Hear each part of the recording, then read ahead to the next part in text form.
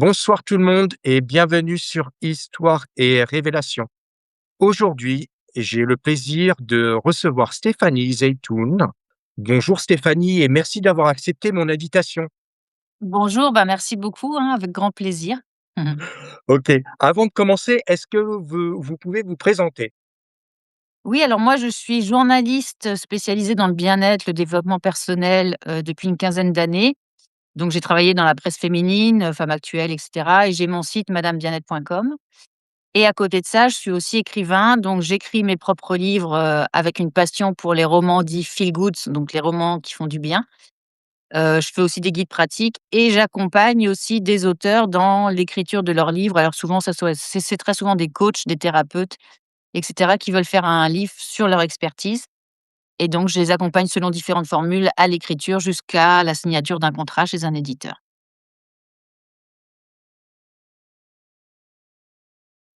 On va aborder le sujet au fil de l'interview. Vous avez écrit plusieurs livres Oui. et vous avez travaillé dans diverses entreprises stables, dans des emplois, dans des grandes entreprises. Qu'est-ce qui vous a étouffé le plus? Est-ce que c'est la hiérarchie? La routine ou plutôt le sentiment de ne pas être à votre place? Ou c'est C'est peut-être l'ensemble de tout? c'est plus le côté là alors le côté des contraintes, horaires et cetera et le côté hiérarchique où, en fait, moi, je suis très créative, très autonome, j'aime bien prendre les décisions toute seule et gérer moi-même les choses et donc moi, qu'on me dise: «Fais ci, fais ça», ça me va pas du tout. Je suis pas une exécutante. C'est pas péjoratif quand je dis ça, hein. Il y a des gens, au contraire, qui aiment être cadrés et tout, mais moi, c'est l'opposé et je crois que ce qui a été le plus gros problème, c'est que j'avais des difficultés d'affirmation face à l'autorité, liées à mon enfance petite où fallait rien dire, sinon on risquait de s'en prendre une et du coup, je suis très souvent tombée sur des femmes un peu, castratrices qui s'appropriaient mon travail et où j'osais rien dire et à la fin, j'en pouvais tellement plus que je partais parce que j'osais pas confronter et affirmer et c'est ce qui a fait que, bah, je reproduisais tous les 2 ans où j'arrivais dans un boulot, je faisais tout, je bossais très bien, très vite et que c'est bien souvent les personnes pour qui je travaillais qui s'octroyaient, le mérite de mon travail et à la fin écœurée, je partais.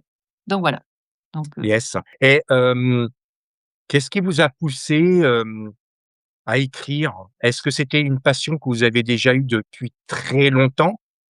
bah, en fait, Comment ça a émergé?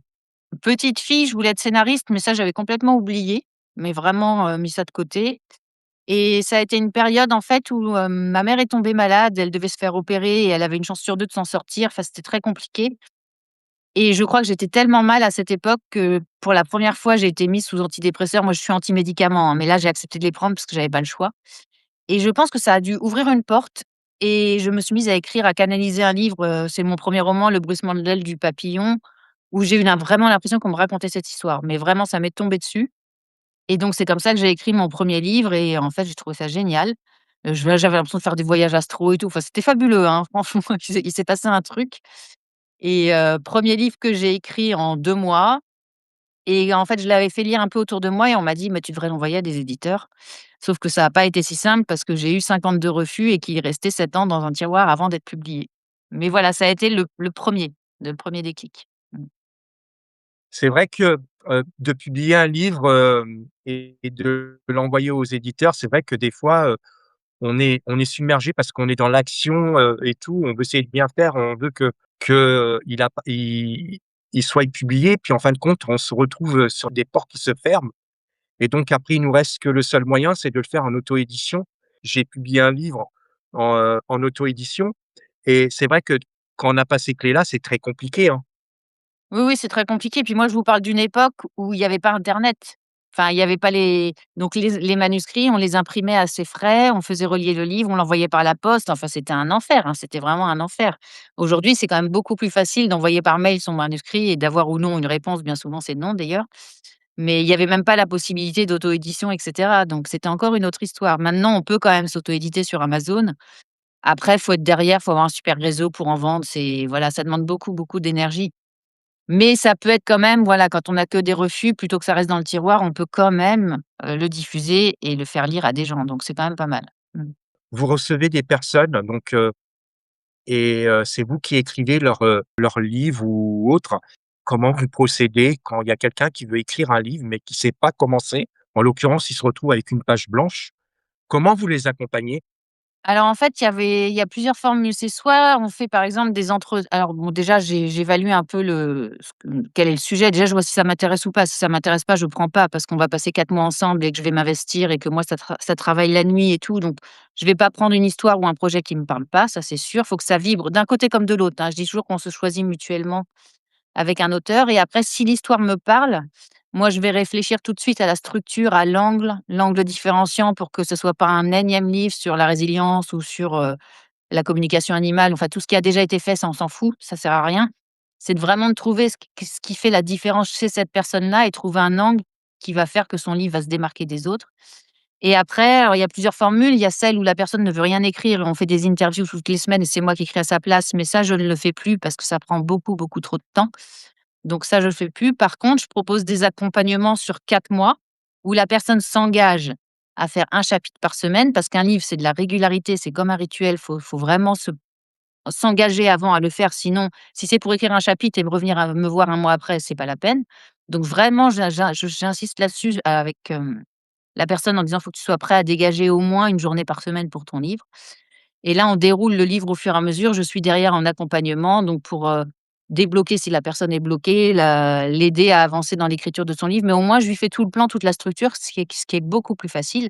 Comme ça, elle a son angle, elle sait que chapitre 1, elle doit parler de l'enfant, chapitre 2, enfin, je dis n'importe quoi, mais pour donner un exemple, jusqu'à la fin et comme ça, elle déroule au fur et à mesure. Moi, je suis derrière parce que ça fait lever le il y a souvent des auteurs qui disent: «Mais moi, je sais pas écrire, il y a l'auto-sabotage, je suis pas capable et cetera». Mais je lui dis: «Mais en fait, c'est pas grave, je suis derrière, donc s'il y a un problème, je peux reprendre, je peux t'aider à avancer, à aller au bout du livre». Donc déjà, ça enlève tous ces trucs de: «Je suis pas capable, je suis dyslexique, je sais pas quoi, je suis pas écrivain, je suis pas légitime». On s'en fout, en fait, je suis là derrière, donc tout ça, ça tombe. Ça permet à la personne de se dire: «Ah bah, c'est bon, je peux me lancer parce que de toute façon, ça sera repris, corrigé», donc ça aide et puis il y a l'autre formule pour les personnes qui se sentent d'écrire et qui aiment écrire et qui aussi dans l'écriture ont un côté thérapeutique, donc elles ont besoin d'écrire et où là je leur dis, bah, éventuellement je leur fais le plan si elles n'y arrivent pas et après elles se lancent dans l'écriture, elles écrivent et une fois que c'est fait, elles m'envoient le manuscrit pour relecture, correction et cetera. Voilà un petit peu les Yes, ça prend beaucoup de temps. alors il y a des gens en général c'est 1 an pour écrire un livre, mais moi par contre je fais en sorte alors moi je vais très vite, je mets 2 mois, mais parce que c'est mon je fais que ça. En général sur 4 mois, on arrive à faire un livre de 150 pages avec 10-15 chapitres, en gros. Faut compter 4 mois, mais faut être régulier.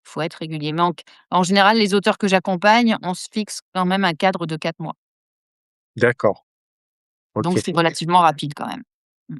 Ah ça ouais. À quel moment vous avez compris, que la sécurité pouvait parfois devenir une prison? Bah, en fait, moi je suis Verseau ascendant Vierge, donc Verseau, c'est de la liberté et le Vierge, c'est au contraire le besoin de sécurité. Donc j'ai été très, très longtemps divisée entre, bah, voilà, entre les 2. C'est pour ça que jusqu'à 32 ans, j'ai pris des CDI ou des boulots fixes. Et en même temps, la sécurité, c'est un côté justement prison, horaire fixe, bureau, patron et cetera. Donc la transition, enfin le saut dans le vide n'a pas été si simple et en même temps, moi, je me dis: «Mais quel bonheur de gérer mes horaires, de travailler quand j'ai envie. Je peux travailler samedi, dimanche, le soir, peu importe et par contre, si le lundi, il fait beau et que j'ai envie d'aller à la plage, bah, je travaille pas» et ça vaut tout l'or du monde. Mais c'est vrai que après, il y a l'insécurité des revenus, on n'a pas le même confort que quand on est salarié, qu'on a un salaire qui tombe tous les mois. Mais après, c'est un choix. Moi, je sais que je me sens mieux dans cette formule insécure, certes. Alors, j'ai eu des phases, hein, où il y a des phases où on travaille moins ou autre, on se dit: «Oh là là, j'arrête tout, je reprends un boulot classique» et mais à chaque fois que j'ai voulu faire ça, il y a eu un truc qui fait que j'ai pas signé, qu'il y a un projet qui est tombé à ce moment-là. Donc c'est comme si on me disait: «Non, lâche pas». Je sais que je suis alignée dans ce que je dois faire. Mais voilà, Yes. c'est pas on est Bah, dans c'est un un monde où choix faut après. C'est vrai voilà. que Mmh. c'est un choix et puis, bah, pour le bien-être, c'est vrai que, bah, il y a des personnes qui veulent se sentir en sécurité en ayant un CDI avec des horaires comme vous l'avez expliqué et puis il y en a d'autres, bah, ils préfèrent, ce chemin donc c'est un choix. Exactement. Mmh. Ouais.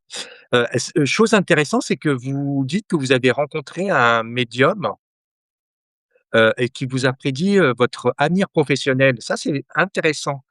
Bah, en Heu, fait, c'était encore une période où j'avais fait une mission d'intérim. Il me proposait un CDI et j'hésitais à le prendre ou à pas le prendre. D'ailleurs, c'est rigolo parce que c'était hôtesse d'accueil dans une maison d'édition. Bon D'accord, et j'avais une copine qui était journaliste et auteure et qui je trouvais que ce qu'elle faisait, c'était très sympa et moi, j'essayais de faire comme elle. J'y connais rien, je suis autodidacte, hein, j'ai un BTS action commerciale. J'envoyais des articles à des rédactions, des articles complètement écrits en entier, ce qu'il faut jamais faire. Bon, bien sûr, j'avais jamais de réponse et donc j'étais encore dans une période où on me proposait un nouveau travail, je sais plus dans quoi d'ailleurs et j'avais le choix d'accepter de signer le CDI ou pas et j'ai cette fameuse copine qui me dit: «Tiens, bah, tu devrais aller consulter un médium que je connais bien, peut-être ça peut t'aider» et donc cet homme-là, sans me connaître avec ma date de naissance, me dit: «Vous allez travailler dans un grand groupe de presse et vous allez écrire» et là, je me dis: «Oui, il peut pas savoir».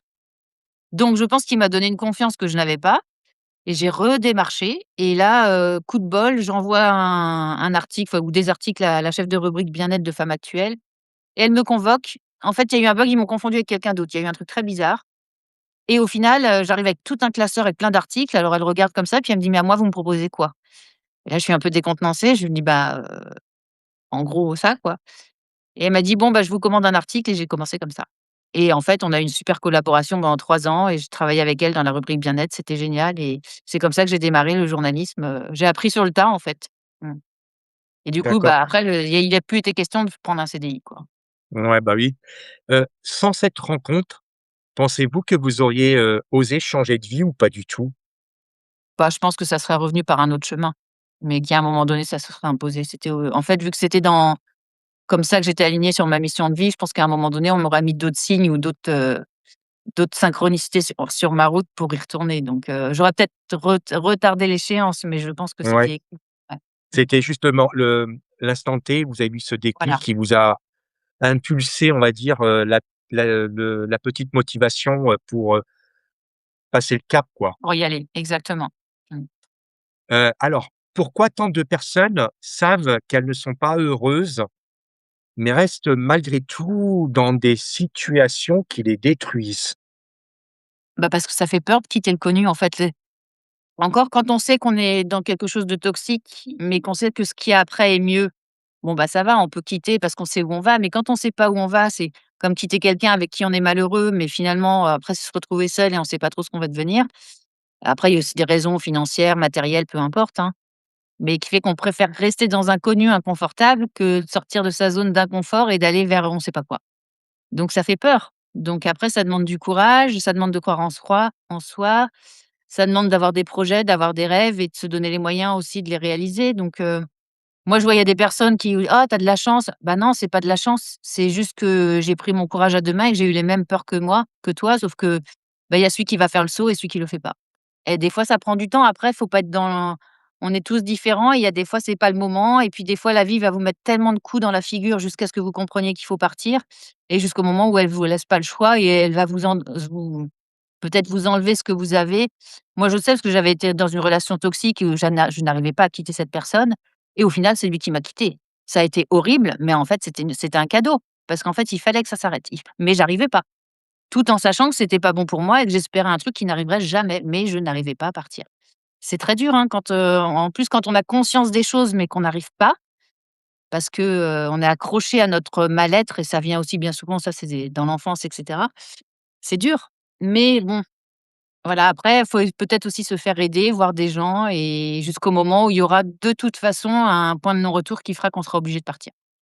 On a trop tendance, aussi, on est bien dans notre petit confort et puis Ah c'est oui. vrai que de changer ne serait-ce qu'un petit quelque chose, on est souvent un petit peu perturbé, ça nous déstabilise et puis, d'aller dans l'inconnu, ça nous effraie, quoi. Ah oui, surtout quand on n'a pas les garanties de ce qu'il va y avoir derrière. C'est que même si ça nous attire ou autre, ou par exemple quelqu'un qui veut créer sa boîte, mais il sait pas trop si ça va marcher, mais il rêve de faire ça, ça voilà, faut y aller, quoi. Mais bon, après je pense que quand on fait le premier pas, les solutions arrivent. C'est C'est juste ça, qu'il comme faut il moi, faut et comme vous, hein, vous avez fait les premiers pas, pareil, hein, quand vous avez commencé à écrire. Moi, c'est c'est ça. pareil et puis, pareil, hein, pour, créer ma chaîne, YouTube, bah, il faut se lancer, faut y aller, faut alors que de base, je suis quelqu'un de très timide, hein. Bah, voilà et en plus au début, c'est pas du jour au lendemain qu'on a 10 000 abonnés ou autre, c'est que faut y aller, faut être patient, faut se dire: «Ah bah, là ça décolle pas» et puis jusqu'au à un moment ça prend, mais faut être patient. Moi j'ai un défaut, c'est que Oui, je suis pas du tout patiente, mais il faut garder la foi et on est testé, hein. Donc Oui, c'est ça, tout à fait et moi aussi je suis pas patient, je suis comme vous, je suis pas patient. pareil, Je veux tout avoir tout de suite. pareil, exactement. Mmh. Donc Mais des fois, avec du recul, vaut mieux avoir un petit peu être un petit peu patient parce que c'est vrai que des fois d'aller trop, oui, trop vite, c'est tout de pas bien. suite, Mmh. Ouais, puis on a des étapes et on apprend au fur et à mesure donc voilà, ça peut-être ça évite de faire des erreurs plus tard et au petit à petit, c'est quand même mieux, voilà, de prendre le temps, quoi. je sais que vous avez fait des centaines d'interviews avec des thérapeutes, des experts. Qu'avez-vous découvert que le grand public ignore sur le bien-être? Mmh mh. Bah, déjà, je sais pas ce que le grand public ignore que je sais, donc c'est difficile comme question, mais puis en plus, le bien-être, c'est tellement un pot pourri de tout, on y met tout, et n'importe quoi. Bah, je dirais que la seule vérité, c'est qu'on est tous différents et que le bien-être de l'un va pas être le bien-être de l'autre. C'est-à-dire que moi, c'est la liberté, pas d'horaire, pas de contraintes et pas de cadre et qu'une autre personne, elle va avoir besoin son bien-être, ça va être au contraire d'avoir la sécurité, comme on disait tout à l'heure. Donc il y a pas de vérité en fait, il y a pas de vérité absolue. Je crois que la plus grande vérité, c'est de s'écouter soi. C'est comme pour les régimes, c'est comme moi je de dire qu'il faut manger ça, il faut en fait, on est tous tellement différents. Il y en a, ils vont devoir prendre un petit déjeuner, il y en a d'autres non. Moi, j'ai essayé le jeûne, ça me va pas du tout, je ne supporte pas et ça me fait pas de bien du tout. Il y a d'autres gens là qui le jeûnent, c'est génial et c'est bon pour eux. Mais en fait, faut pas écouter les dogmes, il faut s'écouter soi. En fait, faut apprendre à fermer les yeux et se dire: «Qu'est-ce qui est juste pour moi et qu'est-ce qui est» et rien imposer aux autres, en fait et vraiment faire son propre chemin et je crois que c'est ça la clé du bien-être, c'est d'aller vers ce qui, à nous, nous procure de la joie, de la plénitude, de la sérénité et ce qui est bon pour moi sera pas bon pour vous. Donc c'est vraiment ça, en fait, arrêter d'écouter les gourous, les dogmes, les modes, les faut manger du soja, faut plus manger de soja, faut oh là là, faut faire du sport, faut prendre un petit déj. Après on vous dit: «Non, faut pas faire de petit déj». Bah, fais ce qui est bon pour toi, ce qui te fait du bien et teste. Moi, j'ai testé de pas manger de petit déjeuner parce que j'entendais qu'il fallait pas prendre de petit déj, mais moi ça va pas du tout. Je suis très, très fatiguée, j'ai pas d'énergie. Non, ça me va pas du tout. Donc voilà, c'est tester, expérimenter et puis le bien-être, en fait, on le porte en nous, quoi. C'est ça, puis des fois pour être, dans le bien-être, il suffit d'un tout petit quelque chose pour être dans le bien-être. Oui, des fois, c'est pas grand-chose. En plus, on a tous des besoins différents. Il y a des gens qui adorent faire la fête. Je vois à l'époque du covid, quand il fallait se vacciner pour pouvoir voyager, aller au resto et cetera. Donc moi, je connais pas mal de thérapeutes qui étaient pas forcément pour le vaccin, mais qui l'ont fait parce que être privé de sortie, de machin, c'était inimaginable. Moi, je suis très casanière, je vois personne, donc en fait, je n'en avais strictement rien à faire de tout ça et je sentais pas le vaccin, je me suis pas fait vacciner. Mais j'avais pas de privation parce que moi, en fait, voilà, le la nature, faire ce que je veux quand je veux, ça me suffit à être bien. Donc ne pas sortir, pas aller oh, je m'en fous complètement. Et voilà, des fois, il faut pas grand-chose, en fait, mais on n'a pas tous les mêmes voilà, pareil, les mêmes besoins. Il y en a, ils vont s'acheter plein de fringues, ils sont très oh, tout ça, je m'en fiche. Mais voilà, donc Ouais, tout à fait. Alors, vous avez créé Madame Bien-être en 2008, ouais. avant l'explosion du développement personnel. Aviez-vous l'impression d'être en avance à votre époque? Bah, en fait, non, parce que, j'écrivais déjà des articles bien-être dans la presse féminine et j'ai toujours baigné dans le côté, moi, j'ai une sœur qui est médium hypnothérapeute, ma maman qui fait du reiki, donc j'ai toujours baigné là-dedans depuis toute petite. Donc pour moi, c'était comme une continuité et donc sur mon site, vu que j'étais plus libre, bah, j'ai pu parler de voilà, de magnétisme, d'hypnose, de MDR, de FT, enfin de techniques qui pouvaient à l'époque sembler un peu marginales et un peu bizarres. Aujourd'hui, les thérapies brèves quand même sont en plein boom et sont de plus en plus reconnues. Mais, je me suis pas dit: «Je suis précurseur» ou autre. Moi, j'ai fait vraiment au feeling, aux rencontres et voilà, sans sans conscientiser, en fait. Yes. Vous avez parfois rencontré des gourous déguisés en thérapeutes. Est-ce que vous avez des anecdotes? Alors en général, les gens vers qui je vais ou qui viennent vers moi, je suis très intuitive, je fais un peu au feeling, donc j'ai jamais eu de mauvaise expérience ou de mauvaise surprise.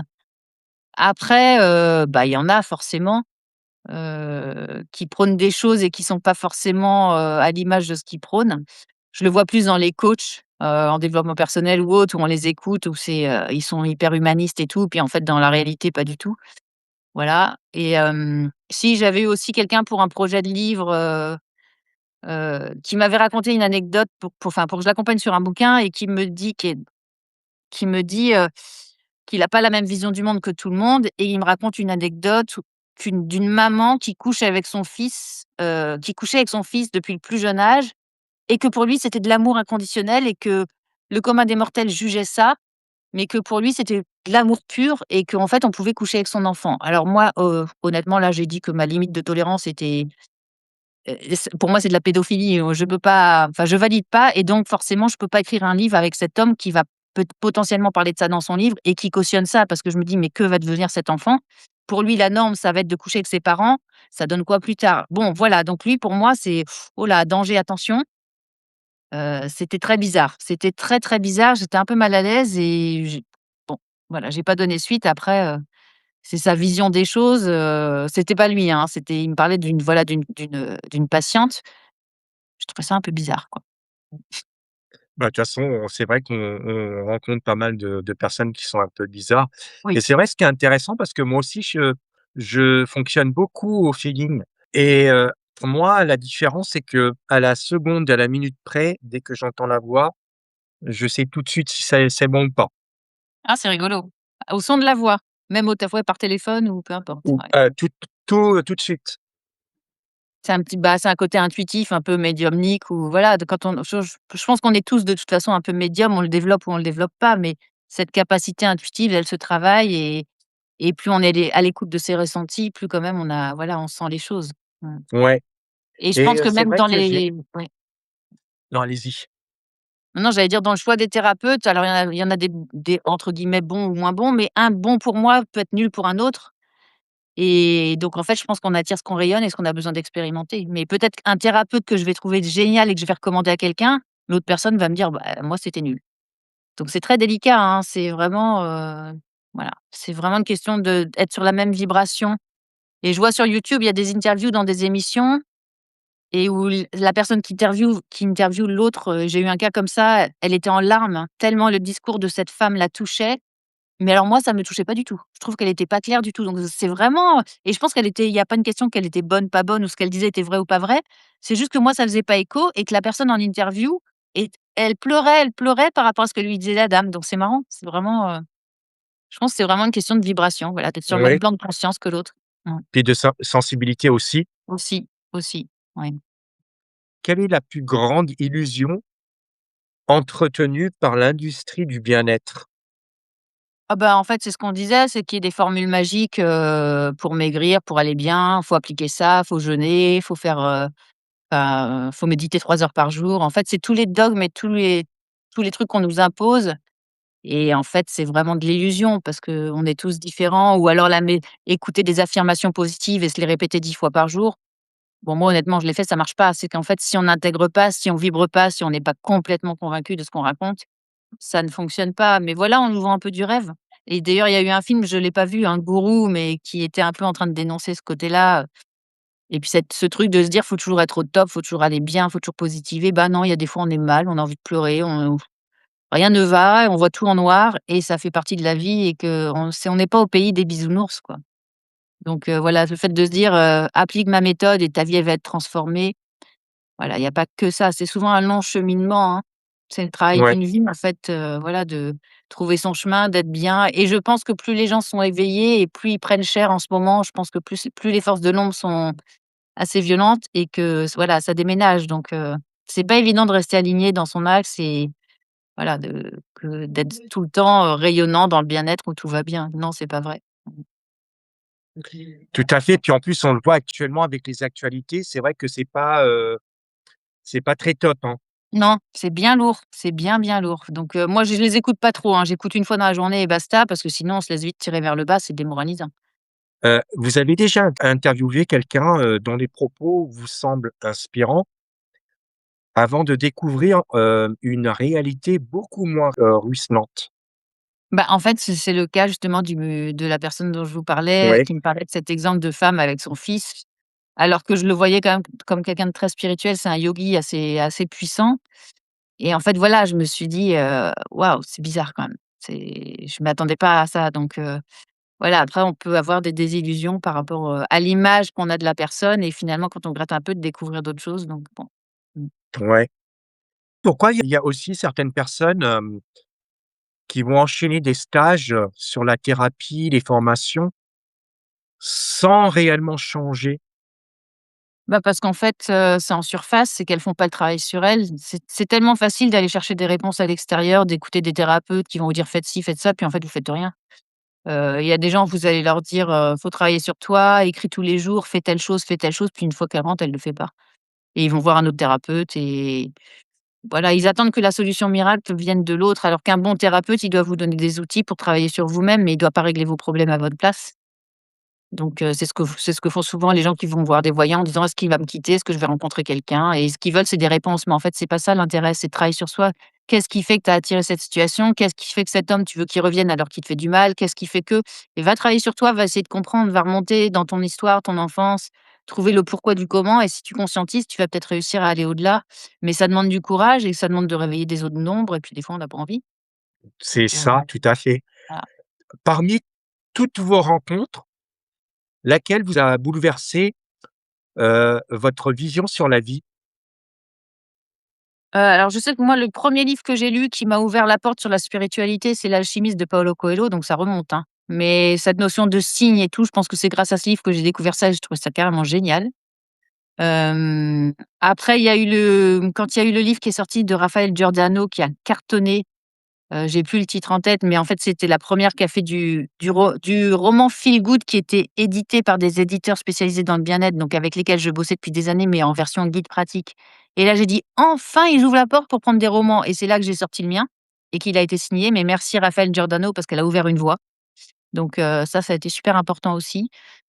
Heu, Après des personnes inspirantes, il y en a plein, moi, j'ai fait le livre de Max Piccinini, que j'ai trouvé excellent sur scène et c'était une période où je voulais arrêter les livres, justement l'écriture parce que ça marchait pas, je savais plus quoi faire et j'ai été à son séminaire parce que mon copain de l'époque filmait son séminaire. Donc je l'ai trouvé très, très bon sur scène et j'avais vu qu'il avait pas fait de livre et à un moment il dit, à minuit: «Bon, bah, posez un acte pour, réaliser votre mission de vie, faites quelque chose maintenant. Vous avez 5 minutes». J'ai pris mon téléphone, je lui ai envoyé un mail, je fais: «Vous devriez faire un livre» et 3 jours enfin 1 semaine après, je le rencontrais et il me prenait pour, écrire son livre et ça m'a remis dans l'écriture. Donc ça a été aussi important. Ça a été un moment où je voulais arrêter et il m'a remis sur la voie de l'écriture. Donc voilà, je pense qu'il y en a eu d'autres, ça me vient pas forcément à l'esprit, mais c'est plusieurs, voilà, plusieurs rencontres qui font que. Mmh. Si récemment aussi, j'ai rencontré, Aurore Rogier qui est sur YouTube. J'ai toujours adoré ses vidéos parce qu'elle canalise des guides et cetera et à chaque fois ce qu'elle dit, moi ça vibre, mais vraiment. Et j'avais cherché à la contacter comme journaliste il y a longtemps, mais je ne trouvais pas de contact. Donc j'avais lâché l'affaire et il se trouve qu'à 3-4 ans après, je travaille pour le magazine Gala, j'interviewe des thérapeutes et on me demande de l'interviewer elle et je fais: «Oh, c'est trop bien». Du coup, je l'ai rencontrée, on s'est parlé et on a eu une super connexion. J'ai l'impression de la connaître depuis toujours. Enfin voilà, très, très belle rencontre et donc voilà, il y a des choses comme ça. Quand c'est le moment, on rencontre les personnes qu'on doit avoir sur sa route et je pense que voilà, ça ouvre des portes aussi. Mmh. Puis, c'est vrai que, il y a le fait aussi que des fois, on a tellement envie de rencontrer telle personne que des fois c'est pas le moment et faut laisser les choses, et souvent ça se fait naturellement, ça vient tout seul. Exactement. Voilà, c'est quand on lâche prise, on n'y pense plus et que d'un coup il y a voilà, c'est comme tout, hein, quand on veut quelque chose. Bon, moi je veux déménager, je trouve pas l'appart qu'il me faut. Je pensais avoir trouvé, au dernier moment, la propriétaire m'a pas loué l'appart, mais ça m'a ruiné le moral. Alors la sagesse veut que je me dise: «C'est qu'il y aura mieux. Fais confiance». Mais il y a des moments, c'est super dur. Moi, je voudrais tout de suite maintenant savoir ce que je vais trouver, où, quand, comment et pour l'instant, je suis dans le flou. Je suis dans le je trouve pas. J'ai pas l'issue, je vois rien, je suis dans le flou total. Et c'est là s'il faut se dire: «Bon, ça va marcher», il faut continuer à avoir la foi justement et visualiser, vibrer et ne pas douter, mais c'est dur, hein? Mmh. Je confirme que c'est très dur même. Ouais. Très, très dur. Yes. Alors, je vais mettre votre livre, le dernier, voilà. Donc, votre, dernier livre, «L'écriture thérapeutique pour une libération émotionnelle, quand les mots soignent les mots». Je vais vous laisser le présenter. Bah, en fait, c'est un guide qui permet de bon, le principe, c'est d'écrire pour se libérer. C'est-à-dire tout ce qu'on garde à l'intérieur et qu'on n'exprime pas parce que soit on a peur de le dire à la personne ou voilà, c'est bloqué que c'est à l'intérieur. Le fait d'écrire va permettre de libérer, d'éviter justement de somatiser, de garder tout, qui fait qu'au bout d'un moment, on a mal au cou, on a mal au dos, on en a marre de porter parce qu'on prend tout sur soi et qu'on le vide pas. Donc plutôt que d'aller voir un thérapeute si on peut pas ou autre, ben, c'est pas mal d'écrire et d'écrire ce qu'on a sur le cœur pour justement le libérer. Et donc dans le livre, il y a des exercices pratiques, il y a des thématiques, il y a un programme sur 8 semaines et donc voilà, il y a plusieurs exercices à faire pour justement travailler l'écriture thérapeutique et réussir à sortir les mots qu'on n'arrive pas à dire. Mmh. Est-ce que c'est vrai? Parce que ça, je l'entends beaucoup, que l'écriture peut soigner, et que ça peut remplacer une thérapie. Bah, remplacer une thérapie, je sais pas, ça doit dépendre quand même du degré de profondeur du mal-être et de la problématique à résoudre. Mais en tout cas, peut-être pour des petits conflits ou des choses pas trop, trop profondes, effectivement, ça peut aider, ça peut éviter d'aller voir un psy. Si vous avez, je sais pas, un problème relationnel avec votre patron, vous n'arrivez pas à lui en parler ou qu'il y a des choses lourdes, vous pouvez imaginer lui écrire et pas forcément donner le mail ou la lettre, mais la brûler après ou en tout cas vous libérer, vous décharger et ça permet de voilà, de c'est comme quand on pleure un bon coup, hein, quand on est mal et on n'arrive pas à lâcher et que d'un coup pour un détail, il y a la goutte d'eau qui va faire déborder le vase, on va pleurer pendant 1 heure, après on se sent mieux. On se sent plus léger, on se dit: «Ça y est, c'est sorti». Bah, c'est un peu le même principe, en fait. Et des fois d'écrire pendant qu'on écrit, même des gens qui écrivent où je fais des ateliers d'écriture ou autre, pendant qu'ils écrivent, ils se mettent à pleurer. Ou même des gens que j'accompagne sur des livres qui vont parler de leur vie et de périodes difficiles qu'ils ont traversées. Les moments où ils sont en train d'écrire sur cette période difficile, il y a des choses qui remontent, hein. Des fois, c'est dur, hein, c'est comme un accouchement, hein. Ils veulent pas y aller, ils veulent pas y aller, puis à un moment donné, il faut y aller et là, il y a des trucs qui font que la personne pleure ou autre, mais c'est génial parce que justement ça fait revivre le traumatisme et en même temps, ça permet de le libérer.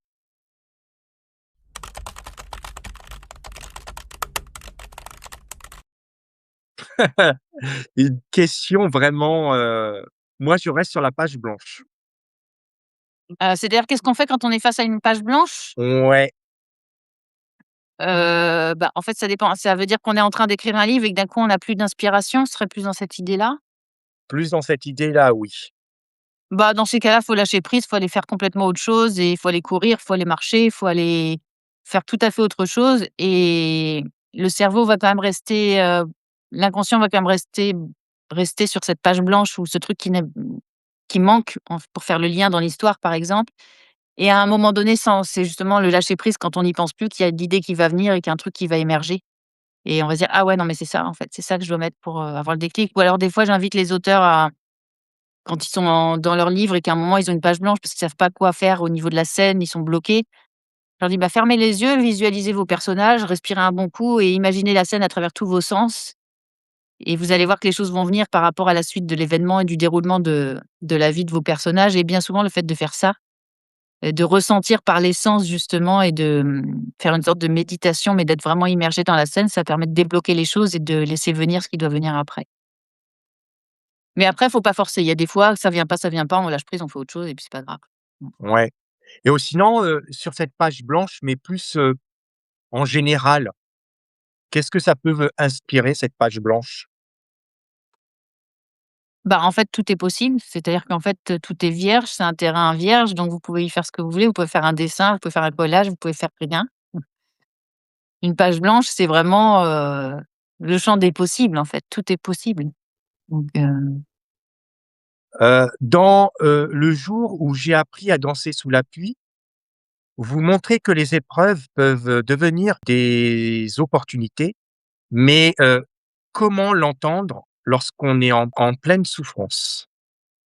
ah bah, quand on est dans l'épreuve, on l'intègre pas, en fait. On voit pas où est le cadeau derrière, parce que c'est trop tôt.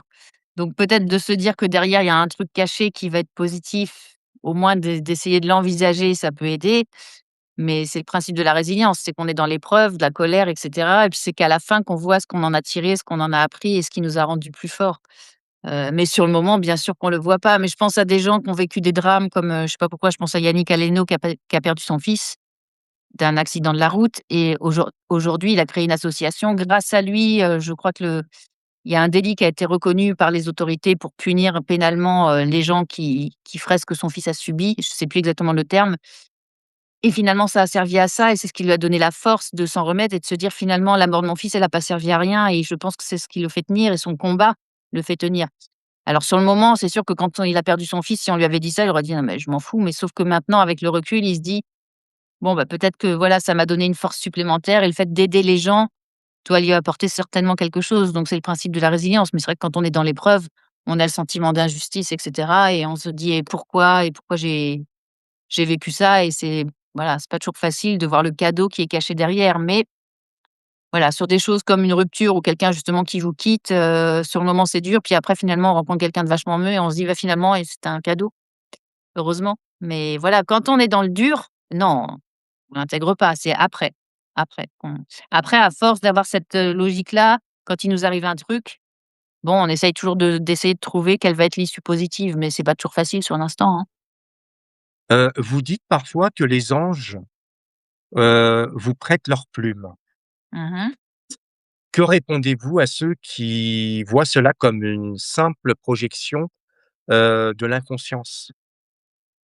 Bah, en fait, je leur réponds rien. Je pense que chacun a ses croyances. Il y en a qui croient en Dieu, il y en a qui croient en l'univers, il y en a qui croient chacun a sa foi et en fait, je cherche même pas à convaincre. Je pense qu'il faut même pas chercher à convaincre. Moi, je sais que quand j'écris des romans, je canalise les histoires. Je sais pas d'où ça vient, mais ça vient d'ailleurs et que c'est j'ai vraiment l'impression qu'on me raconte les histoires, que les personnages arrivent et que ça vient de là-haut. Donc c'est pour ça que je dis ça et que pour moi, c'est les anges, les guides ou ce qu'on veut. Après, ceux qui y croient et à qui ça parle, tant mieux. Ceux à qui ça parle pas du tout et qui se disent: «Ouais, non, c'est pas possible», bon, je cherche pas du tout à justifier ou à dire que j'ai raison ou tort. Ce qui est sûr, c'est que moi, quand j'écris un roman, là, j'ai pas du tout un plan détaillé, contrairement au guide pratique avec, une histoire à raconter. C'est que j'ai un titre qui tourne dans ma tête, qui tourne et il y a un moment donné, je suis obligée d'aller écrire et je commence à écrire, je commence à mettre une phrase et ça vient. Voilà, c'est je peux pas dire mieux. C'est comme un médium qui va vous sortir des trucs, il sait pas d'où ça vient, c'est pareil. Après, bah, ça vient d'où? Bah, j'en sais rien. Le titre que vous avez en tête, donc dès que vous commencez à écrire le titre, est-ce que tout vient d'un seul coup et vous commencez à écrire? Comment ça s'enchaîne? Bah, des fois, c'est un titre, des fois, c'est un thème, des fois, c'est le jour où j'ai appris à danser sous la pluie, c'était pas ça mon titre initial, il est venu après, je sais même plus quel était le titre de départ, mais c'est juste une conversation avec un ami qui me disait qu'il était marié depuis 50 ans avec sa femme et qu'il voulait la quitter, mais qu'il avait peur qu'elle se suicide et en fait, je sais pas pourquoi ça m'a travaillé et le point de départ, c'était ça, c'était, une nana qui se suicide parce que son mec veut la quitter et donc elle meurt. Enfin, elle fait une NDE, elle part, là-haut et là-haut, ils lui disent, «Tu pas fini ta mission, tu vas devoir redescendre sur terre et tu vas devoir pardonner» et elle, elle veut pas, elle dit: «Non, mais comment je peux lui pardonner? Il m'a trompée». Et bah si, tu vas devoir pardonner, y retourner et en fait, bah, elle fait une NDE donc elle revient à la vie et toute l'histoire part de là. Mais pourquoi ça m'est venu comme ça, j'en sais rien et après, bah, tout est venu, hein. Après c'est voilà, c'est bah, les personnages arrivent, le je sais pas pourquoi, je sais pas comment ça marche. Après moi, je suis pas un écrivain classique, c'est un peu particulier. Je pense que des auteurs comme Marc Lévy, Bernard Werber ou autres écrivent pas forcément comme ça, mais après si, je pense que quand même tous les auteurs disent qu'à un moment donné, les personnages prennent le pouvoir et c'est eux qui prennent le lead, hein. C'est-à-dire qu'ils prennent la main de l'auteur et c'est eux qui, voilà, qui prennent le dessus. Donc voilà, je pense qu'après on est dans un autre monde et que les choses arrivent, c'est ce qui est génial dans l'écriture d'ailleurs. C'est pour ça que écrire avec l'intelligence artificielle, ça n'a rien à voir avec le fait d'écrire en étant connecté sur une histoire et en l'incarnant complètement corps et âme. C'est 2 choses complètement différentes. Quand vous écrivez, donc vous êtes concentré, donc vous avez tout qui vient et puis une fois que vous avez posé la plume, vous allez à vos occupations et tout et quand vous revenez, ça revient. Bah, moi, ça en fait, ça s'arrête pas quand je suis dans un roman, même quand je fais autre chose, j'ai toujours un carnet ou mon téléphone parce que j'ai des idées qui viennent. Même si je vais courir, d'un coup, je vais: «Ah merde, faut que j'écrive ça, faut que j'écrive ça». Ça, en fait, ça me quitte pas. C'est quand je suis dans un roman, même la nuit, ça me réveille. Mes personnages, ils sont avec moi, ils sont là. Il faut que j'ai qu'une hâte, c'est d'aller vite écrire ce qui m'est venu. Donc c'est D'accord, vraiment je suis branchée sur le truc et ça s'arrête quasiment pas. Donc des je peux croiser quelqu'un et pas lui dire bonjour parce qu'en fait, je suis dans ma scène avec mes personnages. C'est vraiment je suis complètement ailleurs, quoi. Mmh. d'accord. Parce que moi, c'est mon cas quand j'écris, je pose la plume, je fais mes occupations et je reviens et ça revient. Mais par Oui. contre, moi, je vois les personnages, je vois tout l'environnement. Pour expliquer un petit peu si je peux détailler une mouche à tel point que je peux tout détailler l'environnement, mais une fois que j'ai écrit, que je l'ai mis sur, papier, les visages des personnages et autres commencent à se flouter, ça disparaît Ah ouais, c'est marrant. Bah, c'est génial. Mmh. Ouais. Bah, et après du coup, on est tous différents dans le processus d'écriture. Moi, je vois dans les ateliers, il y a des personnes, ils commencent 10 chapitres en même temps, c'est leur façon là, j'accompagne une auteure, Moi, j'écris un chapitre, je vais au deuxième, je suis très carrée et tout. Elle, elle écrit dans tous les sens. Elle fait un peu du dernier, un peu du mais c'est sa façon de travailler. Moi, j'impose rien. Comme en coaching littéraire, je respecte vraiment les parce qu'on est tous différents et elle, elle s'y retrouve. C'est sa façon d'avancer. Alors elle a son plan que je lui ai fait, mais elle me dit: «Bon, bah, là, j'ai écrit un peu du chapitre 6, le 6, mais par contre, je vais aller refaire le 2». Bon, c'est sa façon de travailler. Après, on est tous différents, faut vraiment, bah, comme pour tout, hein, s'écouter et après voilà, bah, si une fois que vous êtes sortis du livre, ça se floute et qu'après ça revient, c'est top, c'est génial. Il y a pas de règle en fait. Non, il faut faire avec l'instinct et puis, Exact. parmi tous les livres que vous avez écrits, heu, lequel vous semble le plus profond? Ah bah, celui que j'ai préféré, c'est Le jour où j'ai appris à danser sous la pluie. C'est vraiment mon livre coup de cœur, j'ai adoré l'écrire, j'ai adoré les personnages. C'est là que j'ai inventé le docteur Milko qui est un mélange de tous les thérapeutes que j'ai connus et où plein de gens m'ont demandé où le consulter, bah, sauf qu'il n'existe pas et du coup, il est revenu dans les 2 romans suivants. C'est pour ça que ça fait une trilogie parce que ce personnage s'est imposé à moi et je l'adore et voilà donc c'est vraiment ces 3 livres-là que j'ai Le Choix et L'homme qui avait peur de rêver avec cette espèce de sage, en fait, à travers un médecin holistique qui revient, mais j'ai adoré écrire ça donc c'est vraiment, voilà ce que j'ai après j'ai écrit d'autres romans, hein, d'ailleurs que j'ai auto-édités parce que du coup les romans feel good ça a fait comme ça et après comme ça donc les éditeurs ont arrêté de les publier. Alors j'ai adoré les écrire aussi, mais ça a pas été aussi fort.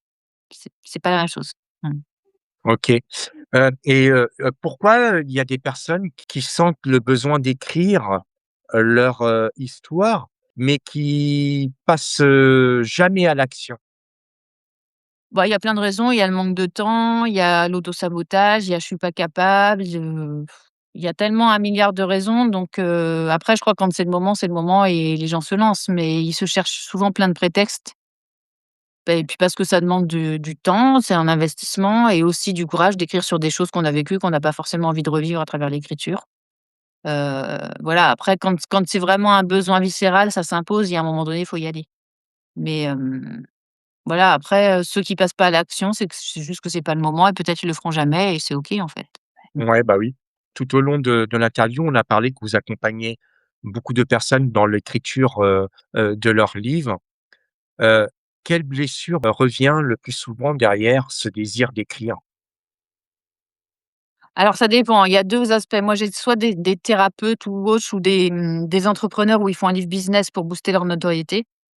Donc ça, c'est vraiment un côté marketing parce que c'est un super outil de communication. Un livre, c'est un investissement, mais derrière, ça vous ouvre des portes, là, ça vous ouvre l'accès aux médias, ça vous donne une nouvelle clientèle qui vous découvre à travers le livre et tout. Donc ça, c'est voilà, c'est plus sur ce côté, livre business pour développer, son activité et après les romans, en accompagnement, bah, en fait, c'est souvent des gens qui ont vécu des traumas, donc ça peut être tout, hein. Ça peut être un attouchement quand ils étaient jeunes, ça peut être un viol, ça peut être un décès, ça peut être un enfant autiste. Ça, c'est marrant, ces derniers temps, j'en ai eu 3. Beaucoup sur les relations toxiques, beaucoup, beaucoup, beaucoup, beaucoup. C'est un peu ce qui revient un peu tout le temps, quoi. Mmh. Ouais, puis c'est la période en ce moment avec les Oui, personnes en même toxiques. temps, voilà et puis il y a aussi toute cette vague de femmes qui parlent, qui prennent la parole, qui se libèrent et donc il y a toute cette mouvance aussi qui se retrouve aussi, moi je vois, j'ai beaucoup, beaucoup de que ce soit en interview ou pour les livres, la femme qui reprend des retraites pour les femmes, des choses entre femmes, la sororité, des accompagnements spécifiques pour les femmes, que la femme reprenne sa souveraineté. C'est beaucoup il y a beaucoup, beaucoup on est vraiment dans cette mouvance-là. Autour de la femme, le bien-être, prendre sa liberté, est-ce que vous pensez qu'on en fait un petit peu trop? Alors, moi j'ai du mal avec tout ce qui est les mouvements féministes qui divisent. C'est-à-dire la femme opposée à l'homme et donc la femme qui est contre l'homme. Ça, je suis pas partisane du tout, du tout, du tout de ça parce que je pense qu'on a beaucoup plus besoin de s'unir et de créer de la solidarité. Donc je suis pas féministe dans l'âme. Après que la parole se libère et qu'on ose exprimer des choses ou qu'on ait les mêmes droits que les hommes ou en termes salarial ou autre, ça c'est une bonne chose que voilà, de se battre pour ça. Mais après je suis plus dans pas forcément dans le combat, mais dans la justice et plus être dans une démarche de douceur et de reprendre les polarités yin-yang qui s'équilibrent. C'est-à-dire que l'homme a sa part yin et la femme a sa part yang et trouver l'ajustement, mais dans la douceur, pas dans le combat, le côté vindicatif. Bon là, on le voit maintenant avec tous les voilà, toutes les femmes qui s'expriment sur des gens connus qui les ont violées et cetera et cetera. C'est, certes, faut oui, faut écouter les victimes et leurs paroles. Après des années plus tard, c'est toujours très bizarre, mais bon, voilà, c'est je sais pas, j'ai pas d'avis tranché là-dessus. Mais ce qui est bien, c'est qu'on s'exprime et qu'on ose dire les choses et que les choses changent, ça c'est sûr. Et que ceux qui ont commis des actes, répréhensibles soient punis, ça c'est certain. Après, je trouve qu'on a tendance à condamner médiatiquement avant les procès, donc c'est ça qui est un peu triste. Harry Habitant, il a été condamné, finalement après il a été blanchi. Donc Ouais, voilà, je trouve que ça f des fois on tombe dans l'extrême inverse. Moi, je me dis: «Demain, j'ai envie de me faire du» je vais caricaturer, mais j'ai envie de me faire du fric, je peux qui va prouver si je dis que monsieur machin hyper connu m'a violée? Et on peut lancer un buzz comme ça sur les réseaux, donc faut pas non plus tomber dans cet extrême-là. C'est pour ça que c'est super, compliqué. Et que les réseaux sociaux, c'est la porte ouverte aussi à beaucoup, beaucoup de choses. Donc certes, il y a des choses qui sont justes et c'est très bien et je pense qu'il y a aussi le risque de tomber dans des abus donc mais c'est voilà, c'est la société actuelle. Après ouais, les choses bougent, les choses bougent et les choses avancent donc ça, c'est bien. ouais, mais c'est vrai que c'est très compliqué parce que on va prendre des exemples. Moi, j'ai fait des interviews des personnes qui ont vécu des abus, en lien avec des rituels, sataniques et autres Mmh. et ils ont vécu des traumas et puis on sait très bien le cerveau ce qu'il fait par rapport à leurs traumas et c'est pas du jour au lendemain en claquant des doigts, que tout revient. Des fois, c'est des années et des années Ouais. que ça immerge et moi je trouve, hein, peu importe, hein, je trouve que les victimes ou les futures victimes, on les prend pas trop en considération. Comment aller juger une personne de lui dire, et ça moi ça me choque et je le vois beaucoup dans les réseaux, mais prouvez-moi que ce que vous me dites c'est vrai. Même c'est compliqué, c'est très compliqué. Mmh. Des fois, on peut donner des preuves avec des petits détails, sur le corps physique de la personne. On peut donner des détails, mais c'est vrai que c'est très compliqué. Puis après, à un moment donné, quand vous avez une personne, mais que vous vous retrouvez avec 10 personnes Oui. Ah, qui ont le même, mmh. qui ont à peu près le même langage, qui expliquent à peu près la même histoire et autres, on se dit: «Mais non, il y a c'est pas possible». Oui, quand il y a un faisceau de concordance, là, effectivement, forcément, ça pose question quand même. Et c'est vrai que je trouve dommage, c'est qu'on a souvent trop tendance, à pas trop écouter les victimes. Moi, je pense que Au ça con change là quand même, hein. Je Bah, trouve que quand j'espère, même, parce que là, c'est vrai, ouais, il était temps, hein. j'ai l'impression que ça bouge quand même plus dans le bon sens. Bah, oui, on voit la situation actuelle, avec la petite qui est décédée là, c'est vrai qu'à un moment donné, bah, il faudrait peut-être plus que bouger, hein. Ouais, c'est clair. Faut vraiment trouver des solutions parce que là, c'est pas possible. Mmh. Mmh. Certains manuscrits vous ont-ils déjà bouleversé au point de changer votre, regard sur l'existence? Des livres publiés plutôt ou des manuscrits de mes prospects ou des clients ou La totale, non, bah, je dirais il y a eu comme je vous disais tout à l'heure, L'Alchimiste, enfin des voilà des livres comme ça qui m'ont marquée, mais de là à bouleverser mon existence ou autre, non. Voilà, il y a des livres qui ouvrent des portes, qui ouvrent la réflexion. Bon, j'adore Le pouvoir du moment présent. Enfin voilà, des classiques, des livres qui font travailler sur soi et qui font se poser des questions. Les 4 accords Toltec, enfin voilà, c'est des références dans la spiritualité et qui sont super importants et qu'on essaye d'appliquer au quotidien, ce qui c'est pas toujours évident. Mais bon, dire bouleverser mon existence ou non, voilà. C'est plus des pierres à des comme des pierres à l'édifice, quoi. C'est que ça me conforte dans ce que je pense, mais voilà. Mmh.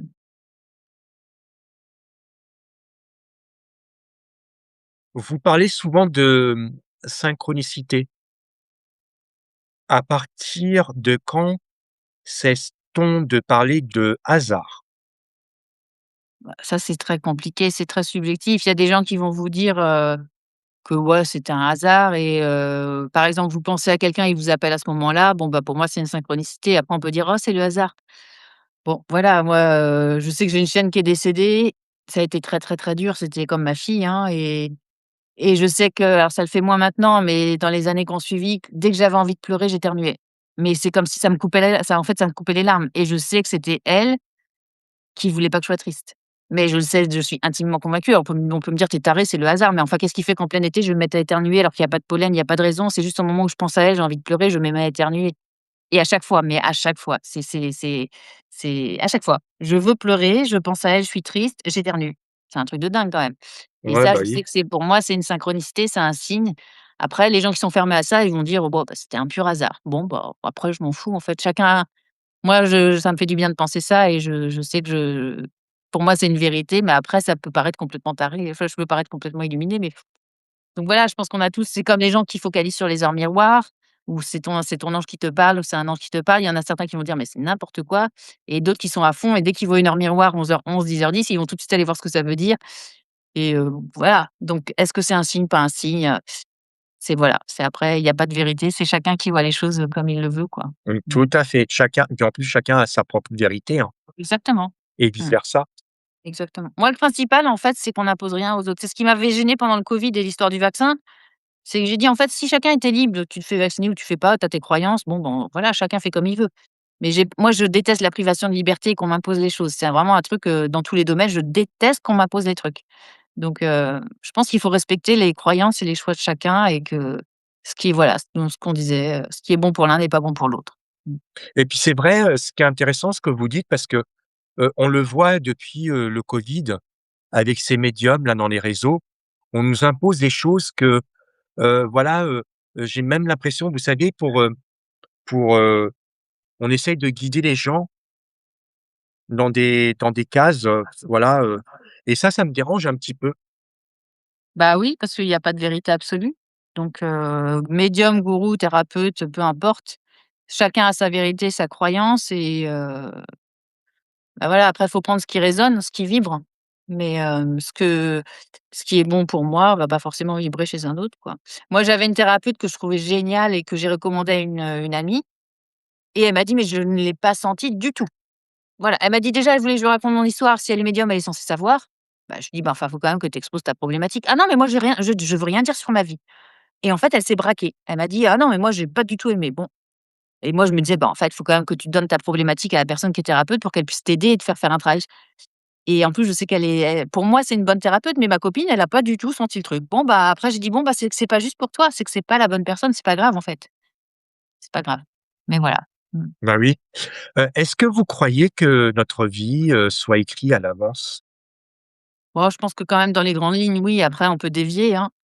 Mais je pense que si notamment sur les missions de vie et je pense qu'on est tous faits, on a tous un don et on est tous faits pour faire quelque chose. Donc il y en a, ça va être, bah, de mettre les autres à l'honneur comme vous faites. Moi, ça va être l'écriture, aider les gens à travers les mots dans les livres. Et on m'a déjà demandé: «Tu es coach?» Non, je me verrais pas avoir un cabinet, recevoir des gens parce que moi ça me saoulerait, je suis une éponge, je suis dans l'empathie et ça me plomberait, mais par contre par l'écriture, c'est mon truc. Il faut vraiment trouver, ce pourquoi on est fait. Il y a des gens, ils vont être faits pour faire, de la cuisine et des chefs qui vont exceller. En fait, il faut tous trouver sa place. Si en fait, dès le plus jeune âge, on nous apprenait à trouver notre place, non pas pour des raisons de fric et de faire de l'argent et moi, à l'époque, même mon père me disait: «Faut, enfin, faut pas faire littéraire parce qu'il y a pas de boulot, fais plutôt tel truc parce que là, il y a du boulot». En fait, c'est l'opposé de ce qu'il faut faire. Il faut juste dire: «Qu'est-ce qui te fait vibrer? Qu'est-ce que tu aimes?» Mais va sur ta voie, fais ce qui te plaît et si tous les êtres du monde étaient à leur place et faisaient ce qu'ils aiment, je pense que le monde marcherait mieux. Mais on n'est pas encore conditionné comme ça. On est conditionné à aller vers ce qui rapporte du fric, et au détriment de ce qui nous fait du bien. Donc faut juste trouver sa joie, en fait, aller vers ce qui nous procure de la joie et même si des fois ça coûte et qu'on gagne moins d'argent ou autre, mais va vers ce qui te fait du bien, ce qui te fait rêver, en fait.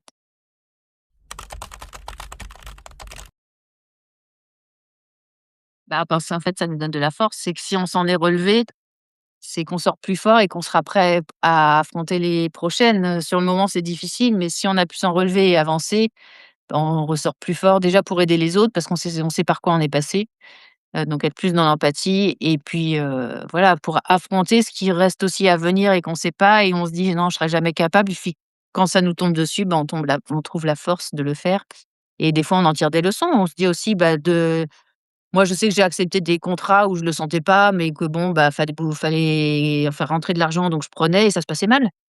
Et je me dis: «Bah, je me suis pas écoutée. En fait, je me suis pas écoutée, j'aurais dû dire non. Je le savais dès le départ qu'il fallait que je dise non à cette personne, mais je l'ai prise parce que pour des considérations qui n'étaient pas justes et j'étais pas alignée.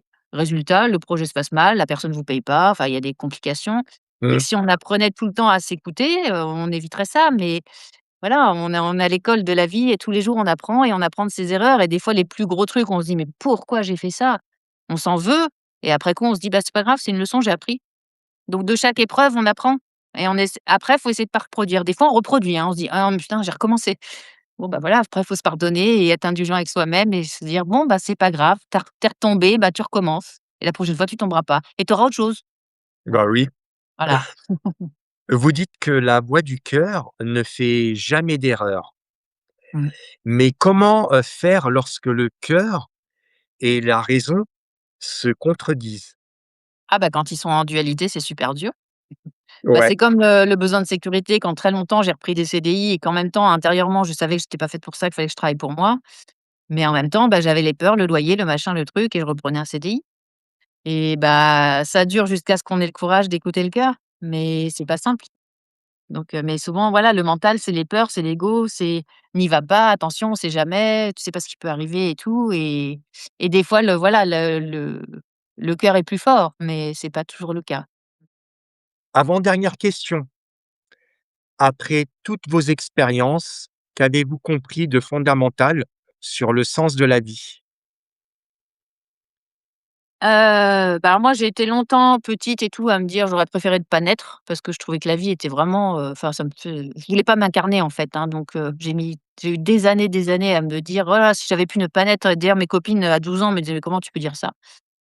Heu et puis après, ben, faut se dire que si on est là, c'est qu'il y a une bonne raison, donc faut trouver sa place, faire ce qu'on aime et aller vers ce qui nous procure de la joie et même si des fois, on a un passif un peu lourd et qu'on se sent un peu, voilà, pas forcément gai ou joyeux ou un peu en décalage avec le monde et pas toujours, là où il faut, bah, faut accepter d'être là et essayer de faire en sorte de, bah, par des petites choses en fait, de, trouver des petits bonheurs là où ils sont et pas faire forcément des grands pas, mais se dire: «Bon allez, aujourd'hui, c'était quand même pas mal la journée que j'ai passée» et se réconcilier avec soi-même et voilà donc c'est se dire: «Bon, tout n'est pas rose, mais il y a quand même voir le vide, le verre plein plutôt que le verre vide» et se dire: «Bon, c'est pas si mal finalement». Mmh. Dernière question, quel message vous voulez transmettre au public? Ah ben, en fait, s'il y avait un message, c'est, aller vers ce qui vous procure de la joie. C'est vraiment quand vous avez des doutes, quand vous vous posez la question: je le fais pas?» En fait, j'ai un livre qui s'appelle Le Choix, hein, qui est vraiment sur ce thème-là, c'est Le Choix, l'art d'écouter son cœur. C'est quand tu sais pas déjà quand tu poses la question, en général, c'est pas bon signe, c'est que c'est non. Sinon tu y vas direct, tu te poses pas de questions. Mais quand vraiment, vraiment on sait pas, alors déjà peut-être d'écrire, les avantages, les inconvénients ou autres et d'aller vers ce qui f procure de la joie. Si on commence à avoir des tensions, des mal au ventre, des moi, c'est dans le cou, j'ai tout de suite genre si j'ai un projet qui vient vers moi, il y a un truc qui me dit: «Faut pas le prendre», j'ai très mal au cou, c'est lourd. Écouter, savoir dire non, ne jamais faire un truc que pour l'argent. C'est ça a pas de sens, en fait. C'est vraiment trouver ce qui vous fait vibrer et se dire: «J'y vais parce qu'en fait, c'est cool». Ça voilà, ça me fait du bien, ça me procure de la joie et donc on monte en vibration, on rayonne et on attire davantage que si on fait un truc qui certes va nous rapporter beaucoup plus, mais qui en fait va vous plomber, vous tirer vers le bas, vous allez être mal, vous allez pas avoir une belle énergie et derrière vous allez pas attirer des belles choses. Donc c'est voilà, aller, pas écouter les et puis pas écouter les autres, s'écouter soi. OK, merci beaucoup Stéphanie pour cette, interview. Donc, n'hésitez pas à partager et de liker la vidéo et n'hésitez pas non plus à aller sur son site internet. Vous allez avoir des informations très intéressantes. Franchement, c'est un régal de faire cette interview et j'espère que ça ne sera pas la dernière. Bah, avec plaisir, c'est non, c'était top, merci beaucoup. C'est moi qui vous remercie parce que c'est vrai que moi, je vous ai découvert, sur LinkedIn D'accord. et du coup, donc je cherche, je regarde et j'ai trouvé ça super intéressant et donc du coup, bah, je tenais à vous remercier, mais vraiment profondément, je tenais à vous remercier pour cette interview et j'ai trouvé qu'on avait un très bel échange. Ouais, c'était fluide, naturel et non, non, moi j'ai passé un bon moment et non, c'était top. Puis moi, je suis très ouverte, c'est pareil, je fais, bah, pas comme vous dites au feeling et vous m'avez contacté: «Est-ce que ça vous intéresse de faire l'interview?» et puis j'ai fait: «Ah bah, ouais, why not?» Voilà, donc c'était cool. Super. Mmh.